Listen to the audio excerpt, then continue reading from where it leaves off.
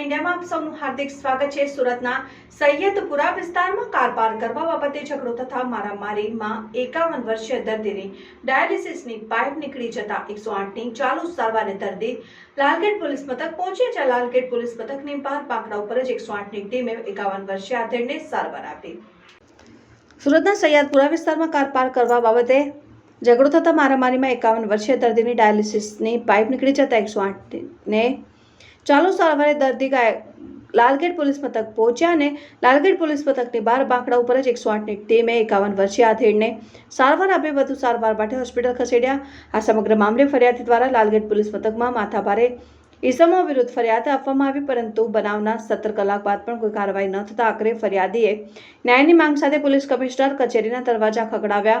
Lalgate police સ્ટેશનની હદમાં આવેલ સૈયદપુરા કુંભારવાડા ખાતે ગાડી પાર્ક કરવા બાબતે ઝઘડો થયો હતો। ફરિયાદી સેજલબેન પરમાર સૈયદપુરા પોતાના પિતા કાળુભાઈ રાઠોડને ત્યાં પોતાના પતિ રિંકેશ સાથે કાર લઈ આવ્યા હતા અને પોતાની કાર પોતાના ઘર પાસે પાર્ક કરી તેમના પડોશમાં રહેતા દીપુબેન સોલંકી, નેહા વાઢેર, મનુબેન, જીવરાજ વાઢેર, ગીતા વાઢેર અને જીવરાજ વાઢેર અને સુમિત વાઢેરે ગાડી પાર્ક કરવા બાબતે બોલાચાલી કરી ઝઘડો કર્યો હતો અને બાદમાં ફરિયાદીના 51 વર્ષીય પિતા કાળુભાઈ રાઠોડ ફરિયાદીના ભાઈ તેમના પિતા પતિ રિંકેશ સેજલ સાથે મારામારી કરી ઇજાઓ પહોંચાડી હતી।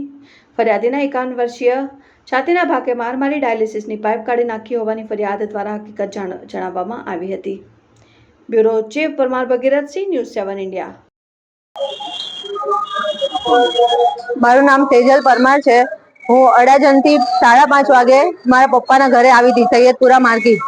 ત્યાં અમારી 4 વ્હીલ સાઈડ પર પાર્ક કરી અને 4 વ્હીલ માંથી બધો માલ જે શનિવારનો રવિવારનો વેચવાનો એ મારા મમ્મીને આપવા આવેલી હતી। તો એ માલ અમે કાઢતા હતા ગાડીમાંથી, ત્યારે જીવરાજભાઈ વાઢેરની છોકરી દીપિકાબેન વાઢેર એ ત્યાંથી એક્ટિવા લઈને જતી હતી। તો મારા હસબન્ડને ડાયરેક્ટ એમ કીધું, એ લુખા અહીંયાથી ગાડી આગળ લે।